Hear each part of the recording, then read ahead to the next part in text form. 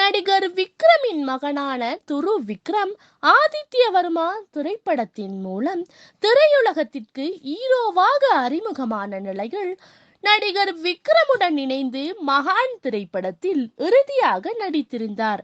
இதனையடுத்து மாரி செல்வராஜ் இயக்கத்தில் ரஞ்சித் தயாரிப்பில் ஒரு படம் நடிக்க ஒப்பந்தமானார். 2021ஆம் ஆண்டு இந்த அறிவிப்பு வெளியான நிலையில் மாரி செல்வராஜ் மாமன்னன் திரைப்படம் மற்றும் வாழை திரைப்படம் என அடுத்தடுத்த திரைப்படங்களில் பணியாற்றியதால் படப்பிடிப்பு தாமதமானது. மாமன்னன் திரைப்படம் வெளியானதை தொடர்ந்து வாழை திரைப்பட பணிகளும் முடிந்து விட்டதாக கூறப்படுகின்றது. இந்த படத்தின் ஃபர்ஸ்ட் லுக் போஸ்டர் தலைப்புடன் வெளியிடப்பட்டுள்ளது.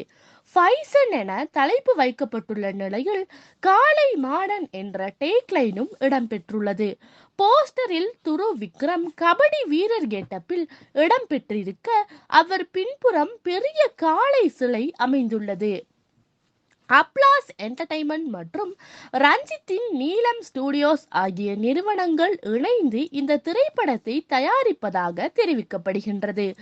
அத்தோடு கபடி விளையாட்டை மையப்படுத்தி இந்த திரைப்படம் உருவாகி வருவதாகவும் அறிவிக்கப்பட்டுள்ளது. இந்த திரைப்படத்தில் லால், பசுபதி, விஜயன், கலையரசன் ஆகியோர் முக்கிய கதாபாத்திரங்களாக நடித்து வருகின்றனர். இந்த திரைப்படத்திற்கு பிரசன்னா இசையமைக்கின்றார்.